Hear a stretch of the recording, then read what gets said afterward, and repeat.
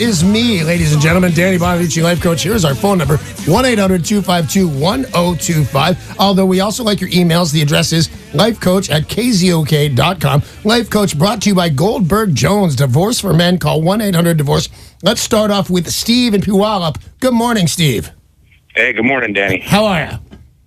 Well, I'm confused and absolute shock, buddy. I got one for you. I need your help. That is the belief. I want you to know. You have got the morning show all on Twitter with your phone call this morning. So tell me your problem, and I'll tell you the reaction we're having in here, and then I will give you my solution. Well, at the age of 5, I was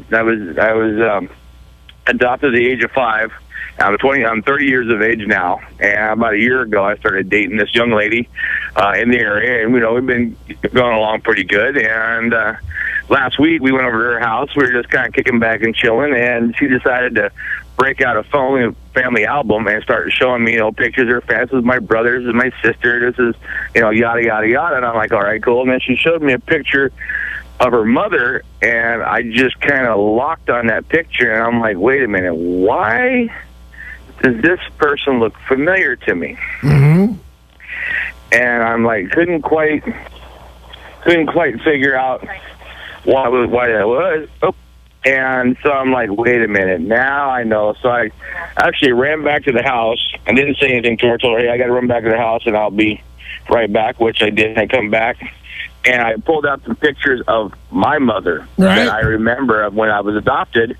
And we started looking at pictures, and come to find out, we're both pretty sure that we each have the same mother. I've been dating my biologically half-sister that I didn't even know existed. All right, now, here's the thing.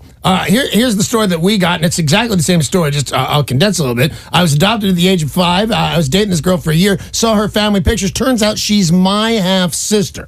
Well, that just threw this room for a tizzy. There's, I think, 60% of the show is calling shenanigans, because the odds of that would be millions to 1. Gibbons, who answers the phone, said, no, I believe it to be true. I talked to him. He's got a completely a straight voice. I believe him. Have you told this problem to anybody else there, Steve? No. Matter of fact, we figured this out, and we haven't decided if we're going to bring it up. The only thing we did do is she actually had called her mother, and I was sitting there on speaker, and she just kind of keeping it quiet. And she asked her mother, she said, hey, I've got a question for you. And she asked what it was. She goes, did I have a younger brother? And her mother, it just went silent. You could have heard a pin drop. Assuming, you know what, and I have no reason to doubt you, except it's just so weird and mathematically improbable. But having said that, not impossible. And he called me, so why not believe him, as weird as it is? The question is, should you continue the relationship? And there's an obvious answer, but are you in love with this woman, Steve? Yeah, we are. We very much. It's just, every once in a while, we've also been kind of kicking around that, well, what if we were to get married? How many kids would you want? And have one, because he'll have 2 heads. Yeah, this is just out of left field, and I'll admit, Gibbons... How do you get a onesie for an incest child? All right, you get the armholes, I get the leg holes. All right, so now, have you checked into the legality of being with your half-sister? No, we haven't. That's why we decided that we need to do that and just kind of... Well, I have. For the best of my ability, I saw this phone call, and we're all freaking out. We're all saying, I think it's illegal. I don't know. Is it illegal? Gibbons, that's what he does. That's one of the main functions. He finds stuff out for us. Gibbons, did you find out about dating your sister or dating your half-sister? Yes, it is legal in the state of Washington because the mentions of the Washington state law does not mention by the half-blood or any nieces or uncle relationship. So half-blood is okay and legal. What about, so you're legally okay there, Steve. And it's funny because I was towards that. I was saying, I don't know, I might tell him it's okay, and everybody kind of turned on me. It's okay to marry your uncle in the state of Washington. The question was not marry, as far as I know. But anyway, I'll get to that. So you're in love with her, you really want to stay with her. It is now, I guess the law is on your side, but it's just so odd. Although, if it turns out you need a kidney or bone marrow, you now know exactly where to go. I'm going to go for my sister wife. on this. But I always give the same advice to everybody. And I'm going to take some heat out of this. When I had some calls one time that they stick with me. Maybe you remember them. These two 17-year-old kids got pregnant and didn't want to, and I gave them what I would do. And a lot of people were saying, "Hey, how dare you? They're minors. How can you give those kids that advice?" Wait till you hear what I tell Steve about dating his own half sister. If that's where your heart goes, I think you should follow it. That's what I think. Oh, stop looking at me like that, Paul. Wow. You look like you want to kiss me right now. That's what I think. And I think you should. I think you're getting into such a weird, dangerous area. But if you love this girl and there's no law against it, I don't hold myself higher than the Washington Supreme Court. And if it's not illegal and you're in love, I got to tell you, that's my advice. Follow your heart. On the other hand, and you ever talk about somebody being your soulmate and stuff like that? And I always think, what is the chance my soulmate? I'll use Amy now. That my soulmate was in the Starbucks by my house. Why isn't she in the middle of the jungles in Africa and being hard to find because there's only one in a million? It really seems like the cards were stacked in your favor. What are the odds of you meeting this person? But I don't think you should get married in case you come to your senses and get out. But I think you should follow your heart. Steve, is that okay advice?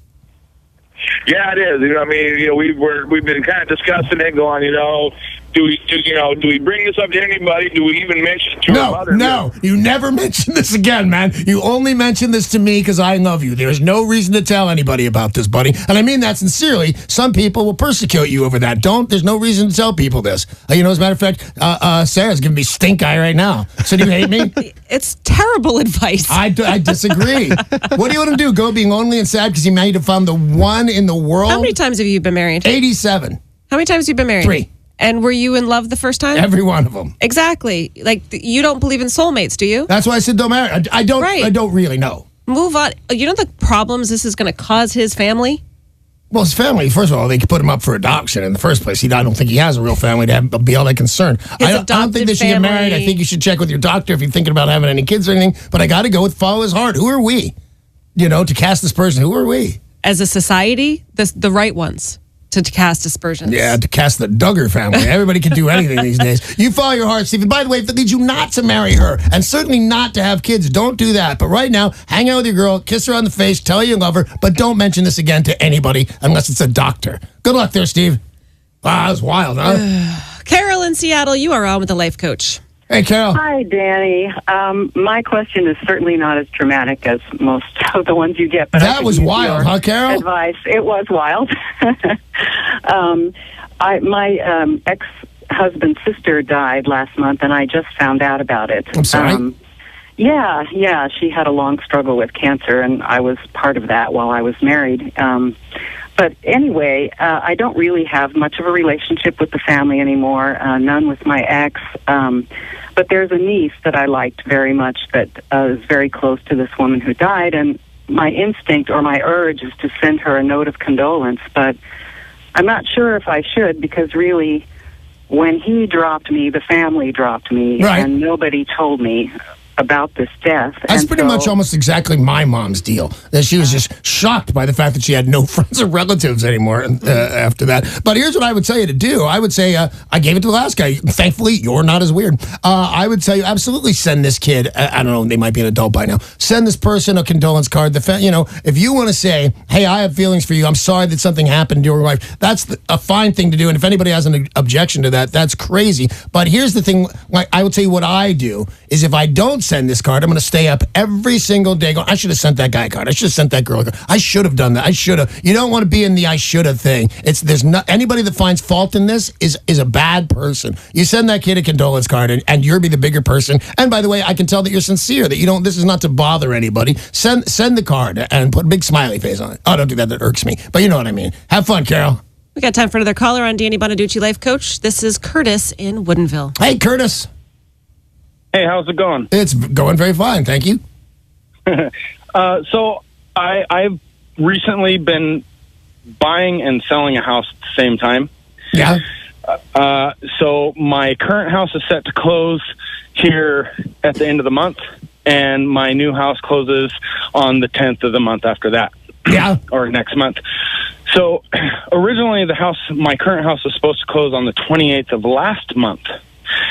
So the buyers had already agreed to everything. The terms were all set, and then they come back maybe 3 weeks ago, close to the end of the last month, and asked if they could change the closing date to the 30th of this month, and if we would not pay closing but just lower the price of the house, the $6,000 that we had agreed to. Okay. So we figured that's no harm to us. That's fine. Our new house isn't ready for a while.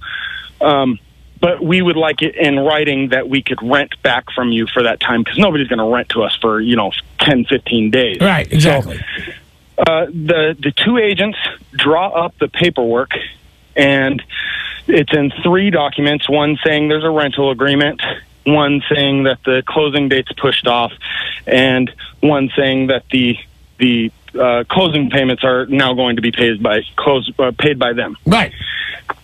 So my wife and I sign all the paperwork, so we send it back in, and we're thinking everything's cool. I get a message from both agents Monday saying, we do not have a signed rental agreement.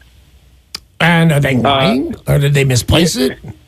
No. They said, we purposely did not sign the rental agreement because we don't want to rent to you for the agreed upon price. So they signed everything else, got what they wanted, and then now are saying that they're not going to rent from us. They want more money. Right. Okay, I got you. So that leads me up to this question. What is your question? Well, I'm wondering if I have any legal rights against their agent, who has put it in writing several times via email saying that they have agreed.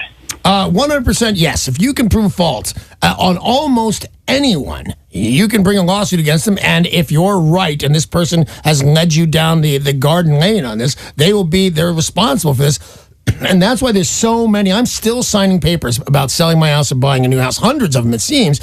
There's so much paperwork involved just because of this. I would say, but here's the problem is, if it's only $6,000, how much is the money that you believe that you're going to be suing for?